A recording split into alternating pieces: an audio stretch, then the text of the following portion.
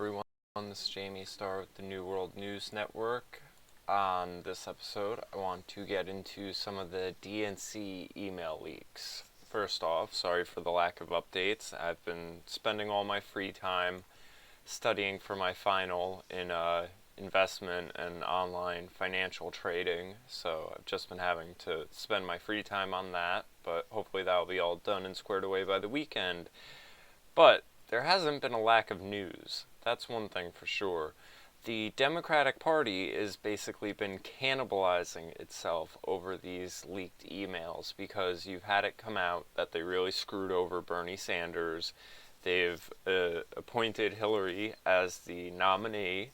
You had a wonderful video. I covered the initial video of Sarah Silverman endorsing Bernie, shit-talking Hillary, and then she came out at the DNC and supported Hillary and said that the Bernie or bust people are being ridiculous, and Bernie has basically sold out his supporters. You know, he spent months claiming he was anti-establishment, and now has backed the establishment. So, we'll go through. This is a really great article on this that one of my followers on Twitter sent me, so thank you.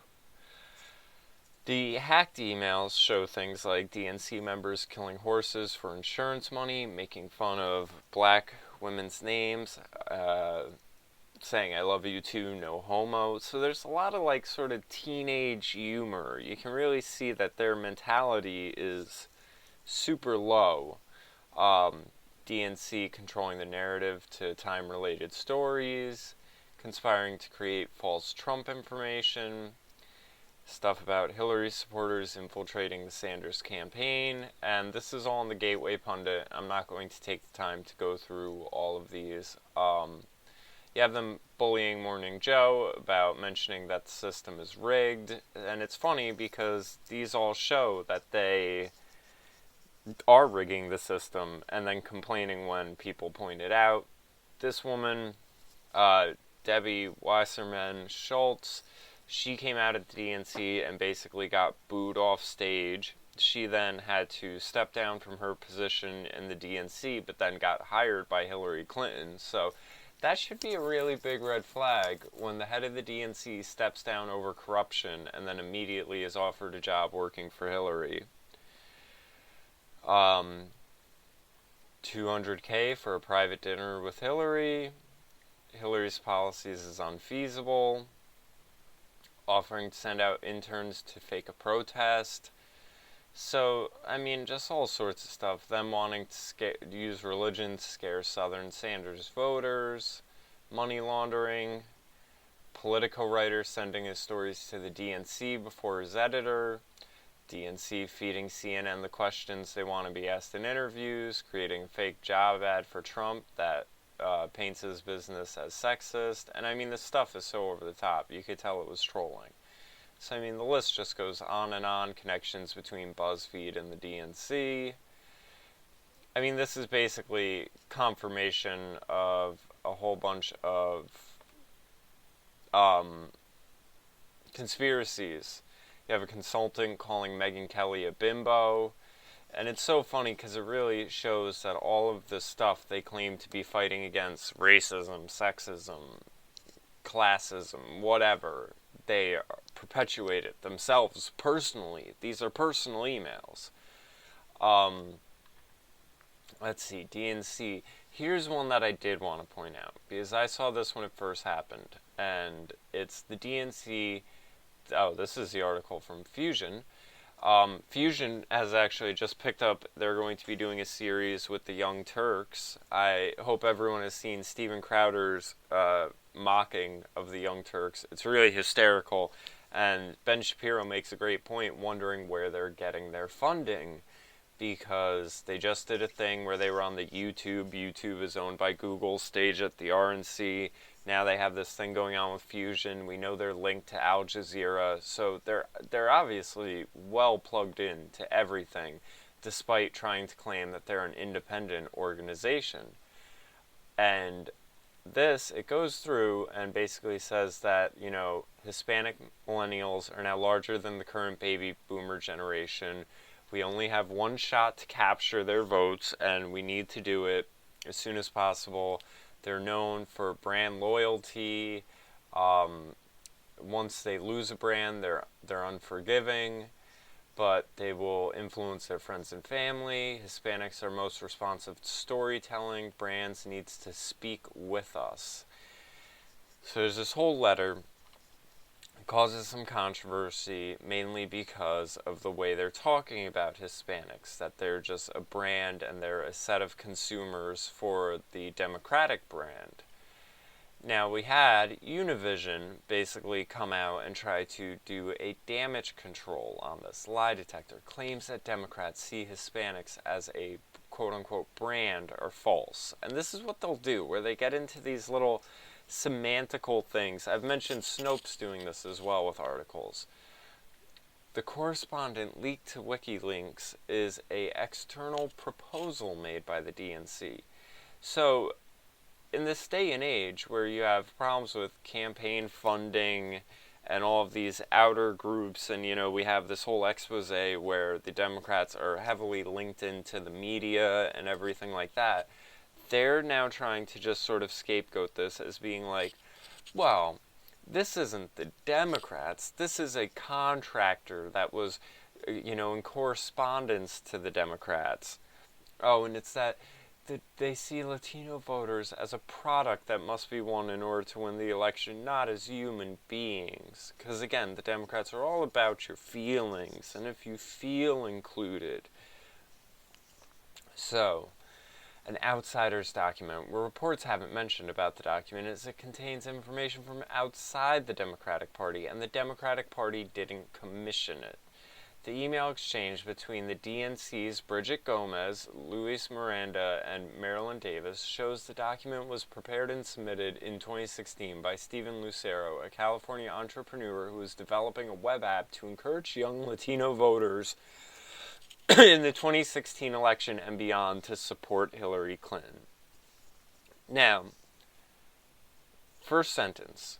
The email exchange between the DNC's Bridget Gomez, Luis Miranda, and Marilyn Davis, so there you have the Democratic Party. It says right there, 3 people from the DNC are corresponding with an entrepreneur who is developing an app for them.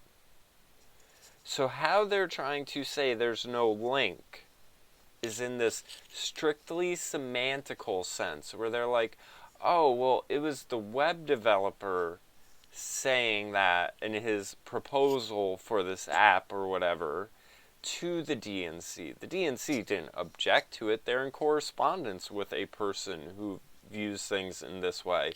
Do you think they're going to deny the app to help Latinos vote for Hillary because of these minor semantical things? No, of course not. They all agree with this stuff. Again, you can see in the DNC emails people from the party referring to getting the Hispanic vote as the taco bowl strategy, which might be a jab at Trump, but it's still, they're making these childish jokes.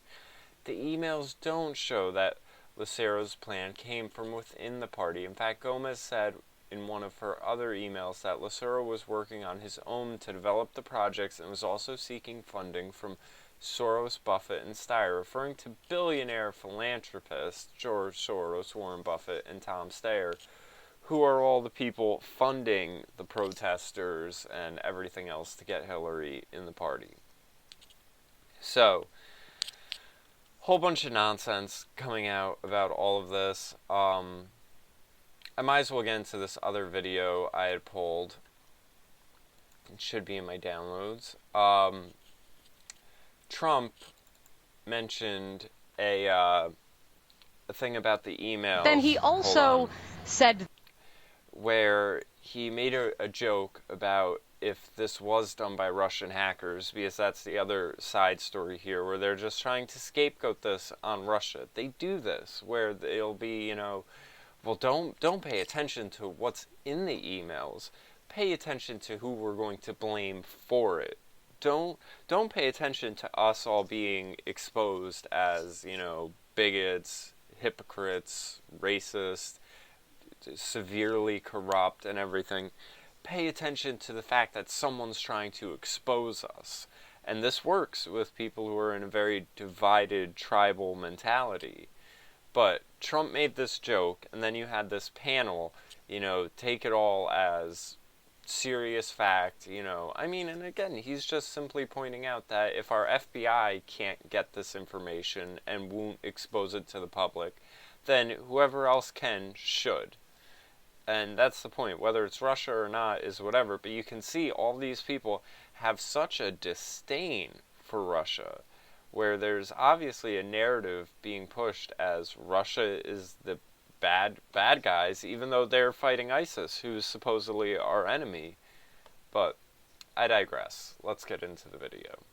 Then he also said this. Listen. Russia, if you're listening, I hope you're able to find the 30,000 emails that are missing. I think you will probably be rewarded mightily by our press. Let's see if that happens. That'll be next. All right, that was Donald Trump just moments ago. Now, also, you notice he took a jab at the press, because the press wasn't talking about the DNC emails. They tried not to even talk about people getting booed off stage. So let's see them go into damage control mode. We're bringing our panel one by one. David Gregory, host of the David Gregory podcast, our political commentator here. It is unusual, which is a charitable way of putting it, for a presidential candidate to call on the intelligence services of another nation to hack into American government emails. But that's what Donald Trump just did. I've run out of words to express, my shock and how completely beyond the pale that Donald Trump is as a potential leader of the free world and commander-in-chief of our country. This was truly beyond the pale. I mean, he is encouraging Russia, which by all accounts was behind a leak of our... Now, let's just let this sink in for a second. You have these emails that were a security threat done on a private server, a giant threat to national security, an actual threat to the free world. The FBI tried gathering it. They found 30,000 of these, or whatever he said, were destroyed. So you have, destroying the evidence of a crime that jeopardizes the free world. And Trump says, hey, if you guys can find this stuff, because our internal agencies can't, and they're not doing anything about it, let us know. Whether it's a joke or not, I think even if he was serious, it's good to be said, because he's mocking our own state of affairs, basically. And then these guys try to spin this as that is the threat to the free world. Not that you have someone with an unsecured server having her server hacked, having all this classified info going out. At this point, people think it was a Dropbox, that basically if you paid the Clintons some money, you get the keys to the Dropbox, and you can just find all sorts of state secrets. That's not the threat to the free world. The threat to the free world is that Donald Trump wants to get to the bottom of Hillary Clinton's treasonous actions. And they're going to try and say that is treasonous. Again, don't pay attention to the Democrats and their level of corruption, them breaking laws, them jeopardizing national security.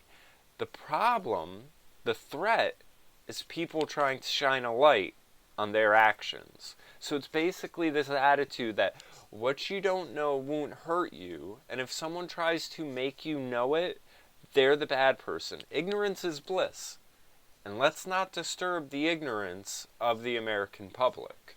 One of our major political parties to do more, to go beyond, to try to hack into Hillary Clinton's server to find missing emails, to kind of in the middle of the scandal. It's as if, this is a child playing with matches who doesn't understand how badly he and the country can get burned. Look at these two schmucks on the right-hand side, nodding along, just yes man. It's like a child playing with matches. You could equally say the same about Hillary sending classified materials through an unsecured server set up in her bathroom. That's a child playing with matches. You could compromise so many levels of national security and just burn the whole house down by doing that. Donald Trump inviting Russia to get to the bottom of one woman's corrupt activities. Again, Russia probably wouldn't even have to hack into these things. They could probably just ask China. They have good relationships with China. They could just say, hey, I know you guys got the keys to the Dropbox. What was in it? And there you go. But again, don't pay attention to our own corruption. Pay attention to who's trying to expose our corruption. It's a very serious thing, and I think that, the one thing about Trump is that he is very clear for all to see. He is making very clear what he thinks, how he comes by information, and I think, frankly, the lack of seriousness and the intemperance with which he speaks about important national... Again, look at him on the right-hand side. The lack of seriousness. Oh, serious, like putting state secrets on an unclassified or unprotected private server in your bathroom? Like, again, remember what we're talking about. If you keep that in mind through this whole thing, like the very premise of this controversy over the emails, this all seems so deranged and warped that these people have just given a pass on that. Oh, the FBI said nothing to look at. Okay, well, if the FBI said nothing to look at, why are we concerned when Trump says, hey, I want to look at this and I wouldn't mind Russia's help? It's so warped. And to think that, the same way this schmuck on the right is just nodding his head, that there are a handful of thousands of people watching along with this, nodding their heads. Security matters should certainly give people pause, and I don't think there's anybody who would think that was anything but a fair reading of what we've seen here. Vladimir Putin is dangerous. He's been dangerous to a Democratic president, to a Republican president, President George W. Bush, who thought he had a better relationship with him, and now this nominee of the Republican Party. Another thing, he says right here, he's been dangerous. He's been dangerous to Republican presidents. He's been dangerous to Democratic presidents. And then they're going to go and talk about how Trump and Putin have both expressed openly their willingness to work with one another. And then they're going to say how that's dangerous. So just remember, Russia is dangerous in their eyes no matter what. There's nothing they could do that'd be making them, not an enemy. Wants a closer relationship with Vladimir Putin, which is what he said, and he thinks that he has the ability to have a better relationship. There's no evidence to believe that's the case. There is evidence to believe that. Putin had said that he respects Donald Trump. He doesn't respect any of these other people. Andre Bauer, let me bring you in, former Lieutenant Governor of South Carolina, also a Donald Trump supporter. When you hear Donald Trump say that, Russia, I hope you're listening, and I hope you can find Hillary Clinton's 30,000 missing emails. Do you support that? I don't know that I support it, but it shows the frustration. Look, Donald Trump has his finger on the pulse of America. He understands what the average folks are feeling, and they're frustrated that the shift has now become Russia has these emails, not the deception, not the negative things, talking about people from a party that says they're over-embracing when the leader of their party is saying so many negative things about so many people, and the whole conversation has changed now, and it's deflect, and make it all about Russia, and I think... That's what I was saying this whole time. He just summed it up. It's a deflection. That's all that's going on. Don't pay attention to the emails. Pay attention to who gave you the emails. He's saying, look, everybody here... But isn't it one thing to say that the Hillary Clinton campaign has gone too far out in front of the investigation that is still underway? No one knows yet what the motive of these hackers was. And another thing to say, actually, Russia, you could help me out. Right. I mean, no one knows what the motive of the hackers was. The Democratic Party is cannibalizing itself. Maybe that was the motive. Maybe they achieved it. You had a DNC chair step down. People getting booed off stage. Bernie Sanders getting booed and being rejected by his own people. Maybe that was the motive, to throw the Democrats into a complete disarray because they are a criminal organization. The issue here is there's an issue on the emails. People have apologized. That's going to be taken care of by the DNC.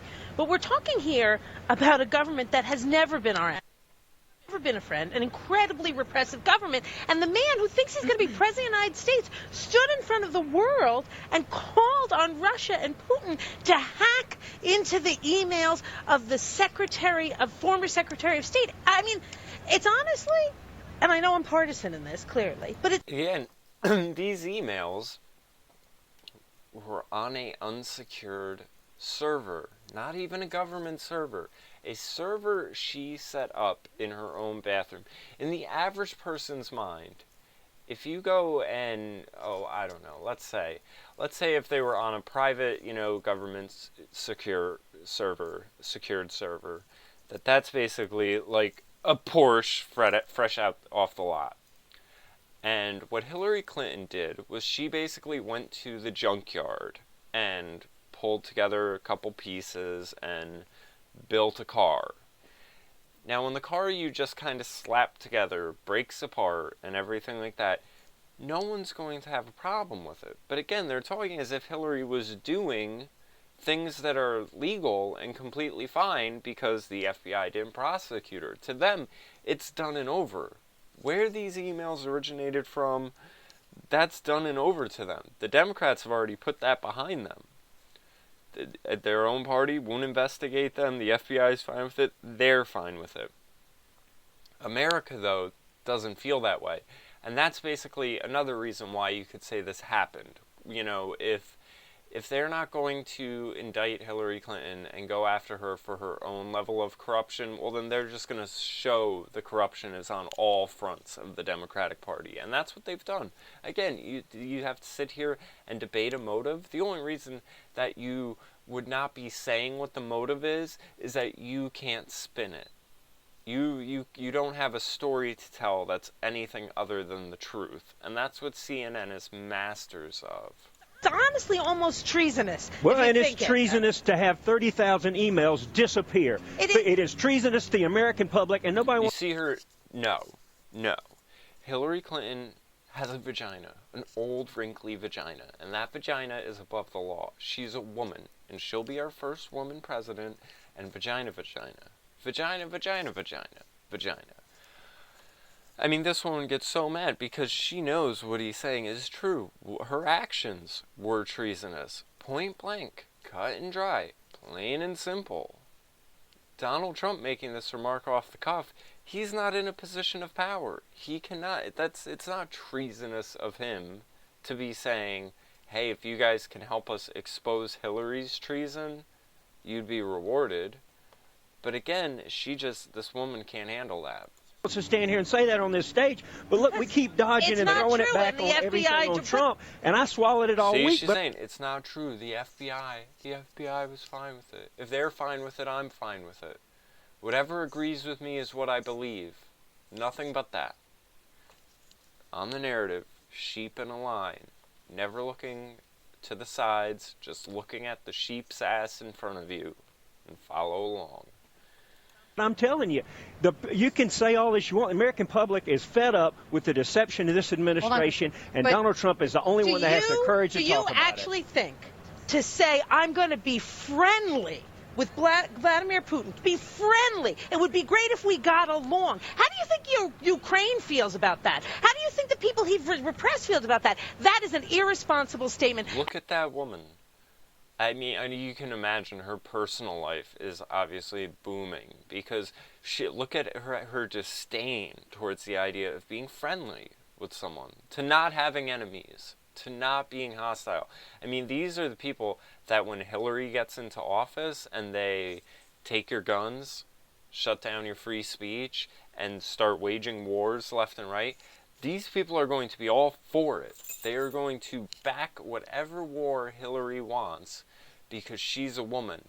And it's all going to be done under, I'm a woman, I care, your safety, I'll keep you safe, suck on my tit. It's this nonsense. And this woman is just going to be all for it. And there are tons like her. And that is what we just saw. Well, I think you see somebody that wants to be friendly with everybody. You try to give everybody a fair shake and try to engage. He's not giving out lollipops on the playground. Hold on, Christine. Except for our NATO allies. What does she even mean by that? He's not giving out lollipops on the playground. So he's not being friendly enough? You have a problem with him being friendly, and then you take the stance, he's not being friendly enough. You can't win with these people. With he considers to be like lessees in one of his buildings. If the faucet's leaking, he'll fix again the only if the rent is paid up. There is a disconnect, Andre, between his support of dictators and his Hillary, who's having 20% of her campaign funded by Saudi Arabian dictators who even had to explain to their own people why they should be okay with them putting a woman in power, because that is just completely against their religion and their culture and their dictatorial rule. I mean, this is so far beyond belief to be saying Trump is friends with dictators, yet her campaign's being financed by them. Dictators are paying to get her in office. The movie Clinton Cash, I'm going to take parts of it. I have a saved copy because I'm smart like that. They aired it on Breitbart. She's in bed with tons of dictators. Don't pay attention to that. Donald Trump said he wants to be friendly with Russia, and Putin's a dictator, apparently. Putin also offered tons of land. You're talking hundreds of acres of land for free. Specifically saying he was hoping to attract Brits who were, if Brexit didn't go as they wanted. He's offering free land to immigrants to start farms, and even saying you can build and develop the land, and if you want, within 5 years, sell it. If I had money, I'd be in Russia right now. I would have signed up, and I would have a farm, the farm I want, on that land, and it would be beautiful. And it's so amazing how you have someone leading a country and making moves like that, saying, oh yeah, we'll take in immigrants from Europe, this, and that, we'll even give you free land, you know, because this part of our country is uninhabited. You don't see Obama and them doing that. You see them saying, oh, immigrants, come here, be dependent on us, need us, and all we'll ask for you in exchange is votes. So warped. Dismissal of allies. And average Americans, I think you're right that Donald Trump has struck a chord with average Americans, but you're wrong that average Americans think Russia should be spying on the former Secretary of State on behalf of Donald Trump. That's wrong. That's not where average America is. And what he said today was startling. And there's one reason he's having this press conference today, and that's because the idea that Russian is somehow meddling in our elections is a cementing story. He has to come out and act like he has nothing to do with it. I don't know if he has anything to do with it, but it is very clear. He has made a number of statements pleasing to Russia and Vladimir Putin, and Russia has been clearly interested in propping up Donald Trump. Weren't they just saying that there's no proof of that? Like just moments ago? Weren't they? I mean, this is how deranged this is. They were just saying moments ago that there's no proof of, you know, the motives or anything like that. And now they're saying there is.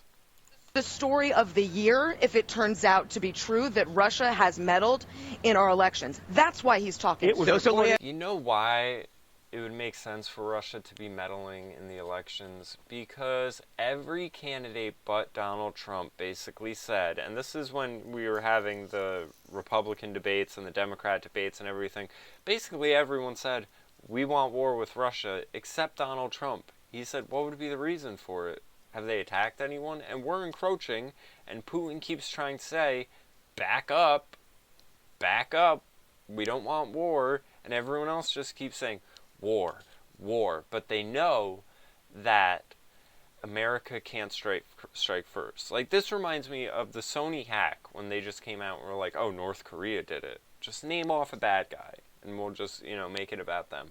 And what they're setting it up for is, you know, if they keep building this Russia narrative, then you could have something crazy happen. Like, say, Al-Qaeda, you know, or ISIS flies a plane into something else, like another 9/11.